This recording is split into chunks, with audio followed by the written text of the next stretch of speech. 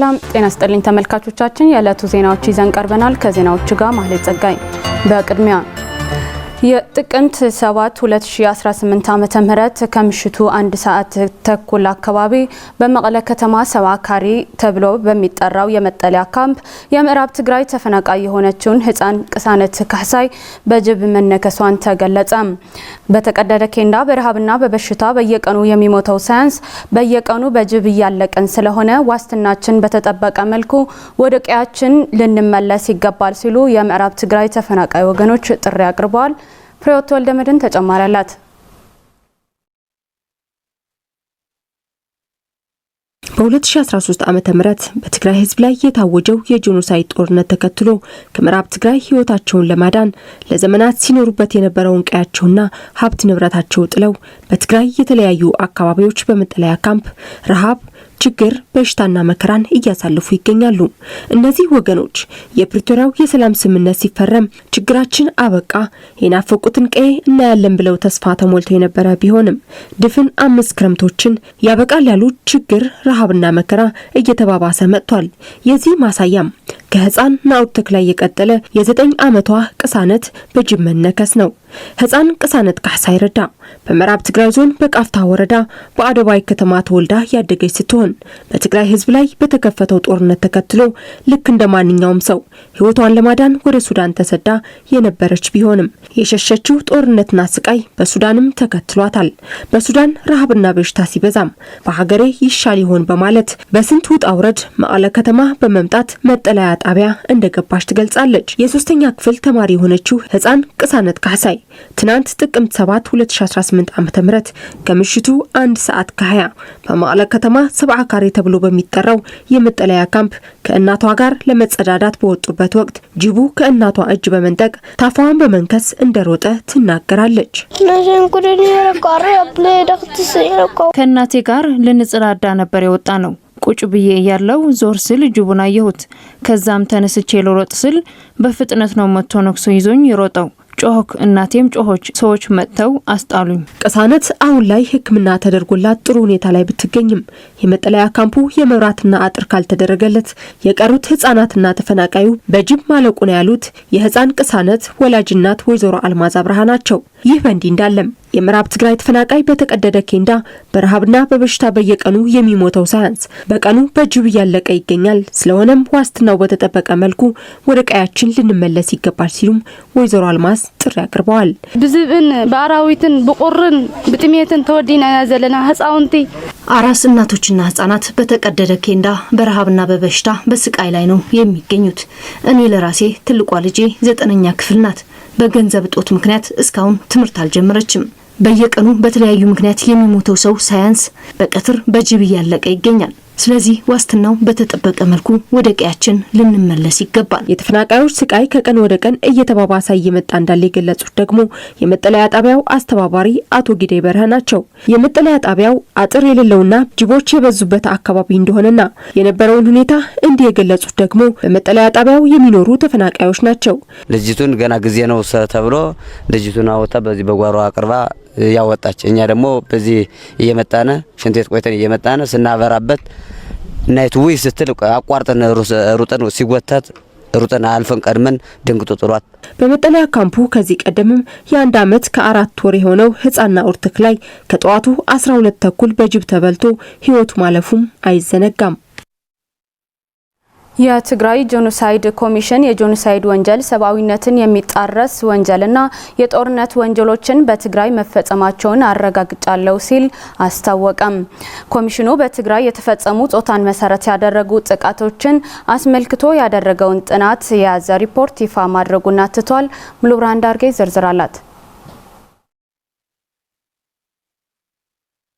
የትግራይ ጄኖሳይድ ጥናታዊ ኮሚሽን በትግራይ የተፈጸሙ ጾታን መሰረት ያደረጉ ጥቃቶችን አስመልክቶ ያደረገውን ጥናት የያዘ ሪፖርት ይፋ ማድረጉን አስታወቀም። የጥናቱ ግኝቶች እንዳረጋገጡት በትግራይ መጠነ ሰፊና ሆን ተብሎ በቅንጅት ጾታን መሰረት ያደረጉ ጥቃቶች መፈጸማቸውን የሚያረጋግጥ ነው ያለው ኮሚሽኑ ባደረገው ጥናትም የጄኖሳይድ ወንጀል ሰብአዊነትን የሚጣረስ ወንጀልና የጦርነት ወንጀሎችን መፈጸማቸውን አረጋግጫለሁ ሲል አስታውቋል። የተካሄደው ጥናት ከ20 ከ2013 ዓ.ም ጀምሮ በትግራይ ሴቶችና ልጃገረዶች ላይ እጅጉን አሰቃቂ የተባለ የደረጃውን እርከን ከፍ ያለ ጾታን መሰረት ያደረገ ጾታዊ ጥቃት መፈጸሙን የሚያሳይ ሲሆን በ6 የትግራይ ዞኖች ዳሰሳውን በስፋት ያካሄደ መሆኑን ኮሚሽኑ አስታውቋል። ኮሚሽኑ በድረገጹ ይፋ ባደረገው ጥናት ላይ የተመረኮሰ መረጃ መሰረት የጥናቱ ስፋት፣ ጥልቀትና ብልሃታዊ አካሄድ ማንነትና የሚያስከትለውን አሉታዊ ተጽዕኖ እንዲሁም ከፍተኛ ጠባሳ ጥሎ ያለፈ መሆኑን የሚያትት ሰፊ ጥናት መሆኑን ገልጿል። ጥናቱ አክሎም ጾታዊና ጾታን መሰረት ያደረጉ ጥቃቶች ኤስጂቢቪ ፍርድ ለመስጠት እንደነ አይኤኤስሲ 2015-17 ጂቢቪ አይኤምኤስ ያሉ ማቀፎችን አካቶ ሀተታውን በስፋት በመዳሰስ ጥቅም ላይ ማዋሉንም አመላክቷል። በኮሚሽኑ በተካሄደው ጥናት 481201 የሚሆኑ የጥቃቱ ሰለባዎችና መረጃ ሰጪዎች መሳተፋቸውንና ዓለም አቀፋዊ የሆነውን የጄኖሳይድ ወንጀል የፈጸሙ አካላት ማንነትና አስተዋጽኦአቸውን ለይቼ አውጥቻለሁ ሲል ይፋ ባደረገው ጥናት አትቷል። ጥናቱ አስቸኳይ ፍትህ፣ ተጠያቂነትና የጥቃቱ ሰለባዎችን መሰረት ያደረገ ጥልቅ የሆነ ስነልቦናዊና ስነ አእምሯዊ ማገገምን እንደሚያሻ የሚያመላክት አካታች ጥናት መሆኑን የገለጸው ጥናቱ በተጠቂዎች ላይ የደረሰውን አካላዊና ስነ አእምሯዊ ጉዳት ለማገገምና ወንጀለኞችን ተጠያቂ ለማድረግ የተቀናጀና የተባበረ አገራዊና ዓለም አቀፋዊ እርምጃ እንዲወሰድም ጥሪ ያቀርበዋል። መቀለ ፖሊቴክኒክ ኮሌጅ ከመሰቦ ሲሚንቶ ጋር በመተባበር በሲሚንቶ ቴክኖሎጂ ማኔጅመንት በደረጃ 5 በሀገር ደረጃ ለመጀመሪያ ጊዜ 100 ተማሪዎችን አስመረቀ።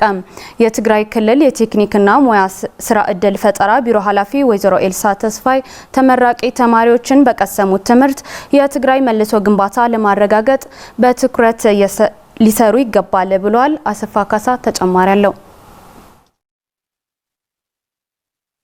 መቀለ ፖሊቴክኒክ ኮሌጅ ከመሰቦ ሲሚንቶ ፋብሪካ ጋር በመተባበር በሲሚንቶ ቴክኖሎጂ ማኔጅመንት በደረጃ 5 በሀገር ደረጃ ለመጀመሪያ ጊዜ 100 ተማሪዎች አስመረቀ። የትግራይ ክልል ቴክኒክና ሙያ ስራ እድል ፈጠራ ቢሮ ኃላፊ ወይዘሮ ኤልሳ ተስፋይ ተመራቂ ተማሪዎች በቀሰሙት ትምህርት የትግራይ መልሶ ግንባታ ለመረጋገጥ በትኩረት ሊሰሩ ይገባል ያሉ ሲሆን እየታዩ ያሉ ስራ አጥነት ለመቀነስ ተቋማት ስራ እድል በመፍጠር ስደት መቀነስ ይገባል ሲሉም ገልጸዋል።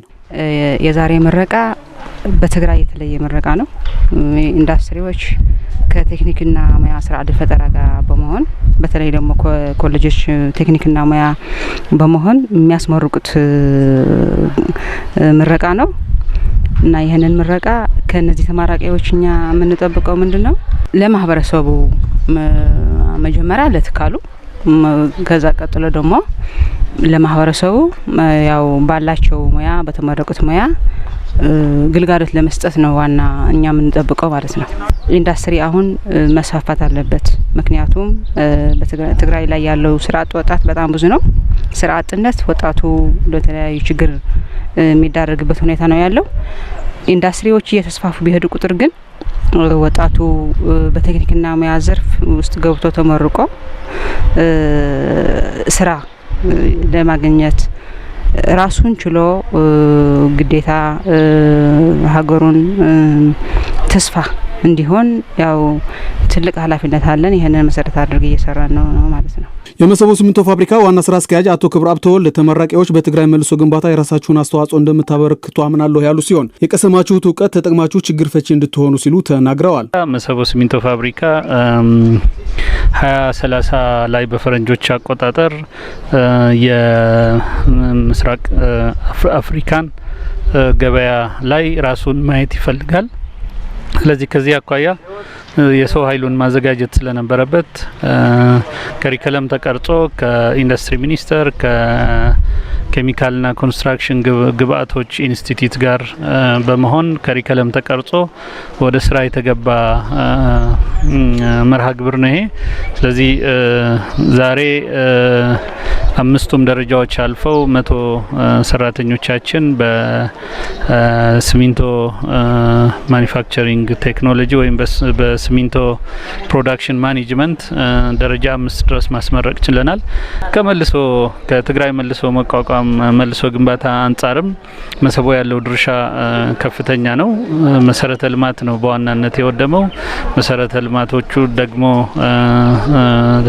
ሪኮንስትራክት ለማድረግ ሲሚንቶ ግብአት ወሳኝ ነው።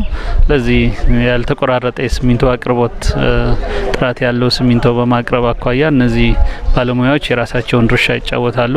ቀጥሎም በሚኖረው እድገት አዳዲስ የሚፈጠሩ ፋብሪካዎችንም ለመምራት ራሳቸውን የሚያዘጋጁበት ስልጠና ነው ብዬ ነው ማስ ተመራቂ ተማሪዎች በበኩላቸው የትግራይ መልሶ ግንባታ የራሳችን አስተዋጽኦ ለማበርከት የትግራይ ግዛታዊ አንድነት ሊጠበቅ ይገባል ብለዋል። ባለኝ አቅምና በተማርኩት ነገር ሁሉ ለትግራይ መልሶ ግንባታ ያለኝን አስተዋጽኦ አደርጋለሁ ብዬ አስባለሁ።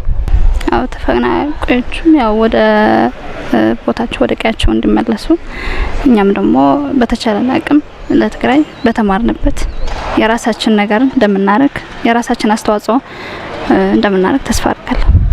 ሁላችን አንድ ሆነን ለነዚህ ሰዎች ማለት ለወንድሞቻችን ለእህቶቻችን ሁሉም በአንድ ላይ ሆነን ለነሱ እንድናገዝ ብያለሁ።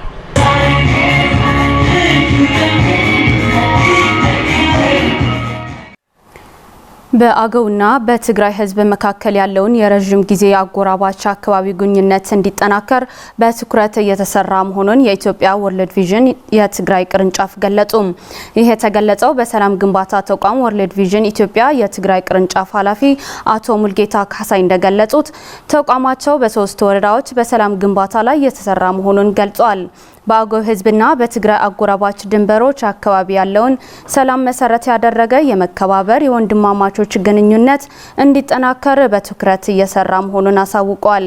የጽህፈት ቤቱ ኃላፊ አቶ ደሳለኝ ውበት የዚህ መድረክ ዋና ዓላማ ግጭቶችን ሳያጋጥሙ ለመከላከልና ካጋጠሙም ለከፋ አደጋ ሳይዳረስ በእርቅና በሽምግልና እንዲፈታ መፍትሄ የሚሰጥበት ጉዳይ መሆኑን ለማሳወቅ ነው ብለዋል። የመድረኩ ተሳታፊዎች በበኩላቸው በጦርነቱ ሳቢያ በአጎራባች ወንድሞቻችን በተለይም ከአገው ህዝብ ጋር የነበረን ግንኙነት ለማጠናከር በግብረ ሰናይ ተቋሙ የተጀመረውን የሰላም ግንባታ የሚደነቅ መሆኑንና ይህም ተጠናክሮ በመቀጠል እንዳለበትም መግለጻቸውን የሳምረ ወረዳ ኮሚኒኬሽን አሳውቋል።